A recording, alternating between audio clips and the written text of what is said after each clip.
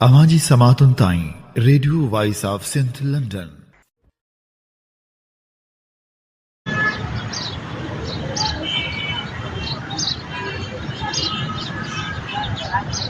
सभई कैद खाना असां लाइ आहिनि, गिचीलो गाना असां लाइ आहिनि। सभई कैद खाना असां लाइ आहिनि, गिचीलो गाना असां लाइ आहिनि। असीं सिंध लिखूं था त काफ़िर था बणिजूं, अमीं सिंध लुटण ते बि भॻवान आयो। असीं राजा एजेंट, असीं देशद्रोही, अमीं सिंध खमण ते बि शैतान न आयो।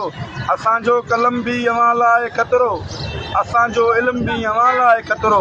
सभई कैद खाना असां लाइ आहिनि, गिचीलो गाना असां लाइ आहिनि। समूरी सिंध खे संजामंद शागिर्दनि खे, नौजवाननि खे, क़ौमी कारकुननि खे ऐं सिंध खां परॾे वेठल सिंधी माण्हुनि खे, जीअं सिंधु देश, जीअं ताईं जीएम सैद, जीअं त समूरी सिंध मक़तलगाह जी सूरत में तब्दील थी चुकी आहे। किथे रत और छाण, रत सां भरियल लाश, किथे जाली मुक़ाबला, किथे टारगेट किलिंग, किथे तदलीलूं, किथे नियाणियुनि जूं अगवाकारियूं, किथे मज़हबी इंतहा पसंदियूं, किथे रहज़ननि जा हथ, किथे वॾेरनि जूं नाजाइज़ियूं। ऐं वॾे में वॾो जेको सिंध में संगीन इंसानियत जी लताड़ आहे, उहा आहे जबरी गुमशुदगियूं।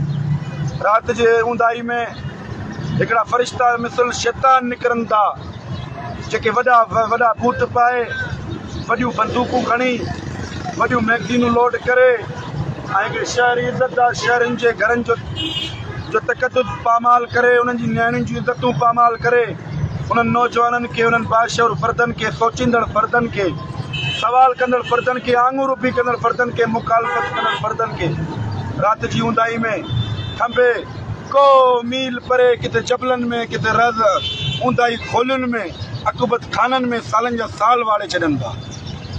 ऐं इहो सिलसिलो अॼु खां न पर तॾहिं खां जारी थियो आहे जॾहिं सिंधियुनि माण्हुनि साईं जीएम सैद जे फ़िक्र खे सुञातो, जॾहिं सिंधी माण्हुनि सिंध जे कोयले ते सवाल कयो, जॾहिं सिंधी माण्हुनि पंहिंजी ॿोली ते सवाल कयो आहिनि, शहरनि जी यर्गमाल बणिजण जी मुखालफ़त कई, धारी आबादगारी जी मुखालफ़त कई, पंहिंजी साहिली पटियुनि ते कब्ज़े जी मुखालफ़त कई, पंहिंजे तालीमी इदारनि में फोर्सिस जी अलाटमेंट जी मुखालफ़त कई।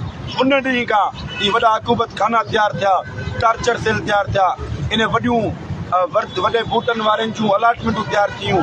इन्हनि खे जल्द अज जल्द अपार्ट कयो वियो। इन्हनि खे फ़क़ति ऐं फ़क़ति इन करे पंहिंजी वर्दियूं पारायूं वियूं, तव्हीं सिंधियुनि खे खंभियो, बलोचनि खे खंभियो, पश्तूननि खे खंभियो ऐं हर उन फ़र्द खे खंभियो जेके फ़र्द असांजे मुखालफ़त कनि था, जेके असांजी नाजाइज़नि ते रड़ियूं कनि था, कुकूं कनि था ऐं असां वांगुरु पिनर खणी एहतिजाज कनि था।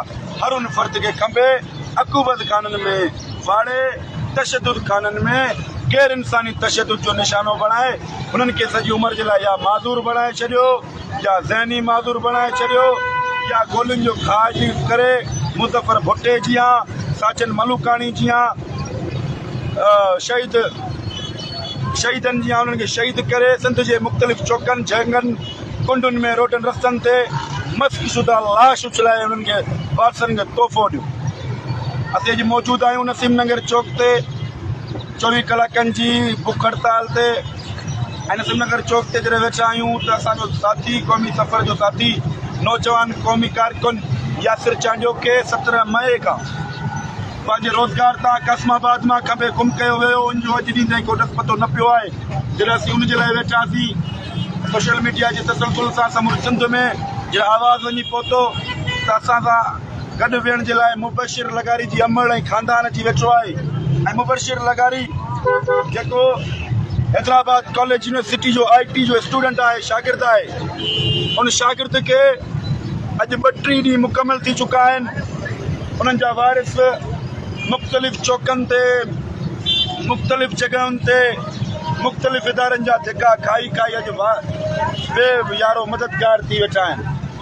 हिन मुल्क जो जमहूरी निज़ाम इहो आहे जो हिन मुल्क जी जमहूरियत हाणे एॾी बदबू करे वई आहे, एॾी धप करे वई आहे जो हितां जा माण्हू हिन जी जमहूरियत खां हाणे बेज़ार थी चुका आहिनि।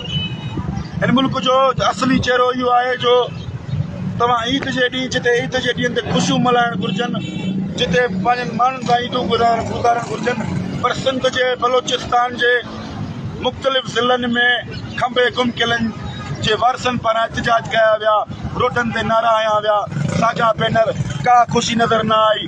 हर घर में कोराम बर्पा थियल आहे, हर घर में लाश खयल आहे, हर घर में न्याणियूं अगवा कयल आहिनि, हर घर मां नौजवान खबियल आहे।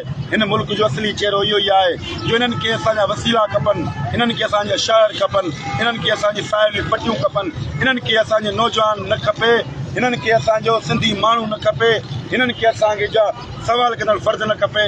ऐं असीं समूरनि साञा मंदर माण्हुनि खे मुतालबो कयूं था जबरी गुमशुदगियुनि जे ख़िलाफ़ पुरज़ोर मज़म्मत जो ऐलान कयो।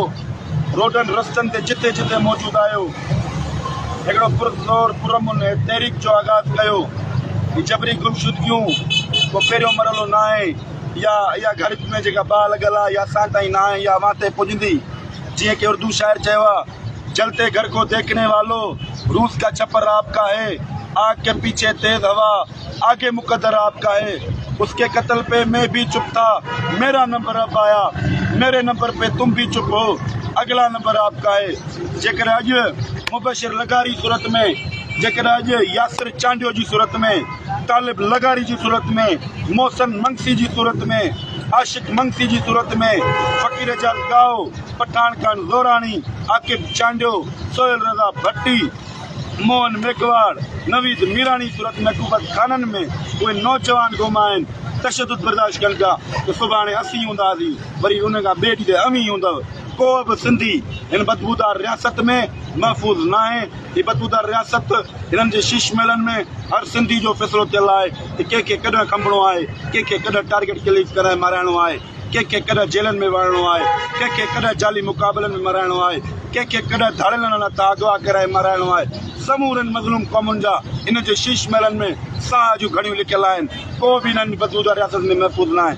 अचो गॾिजी पंहिंजनि जी मालिकी कयूं, अचो गॾिजी पंहिंजे सिंधी नौजवाननि जी बाज़ियाबी लाइ, आज़ादी जे लाइ, ख़ुशहाली जे लाइ जिदोजहद कयूं ऐं पंजाब खे हिन हुकूमत खाननि जे मालिकनि खे, टार्चर सेल जे धणियुनि खे इहो पैगाम ॾियूं त सिंध GM जी सिंध आहे जेका अव्हांखे कंहिं सूरत क़बूल न कंदी, कंहिं सूरत तव्हांजे प्रोपेगेंडा क़बूल न कंदी। जीअं सिंध जीअं साईं GM असां छा घुरूं था, बेजन जी घुरूं था, प्यारनि जी घुरूं था, आ हक़ असांजो, आ हक़ असांजो, तूं कीअं न ॾींदे, तूं कीअं न ॾींदे, तोखे ॼाणी पवंदी। यासिर चांडियो खे कंबे गुम कयल, यासिर चांडियो खे, मुबशिर लगारीअ खे, मुबशिर लगारीअ खे, मुबशिर लगारीअ खे, यासिर चांडियो खे, यासिर चांडियो खे। असां छा घुरूं था, बेजन जी घुरूं था।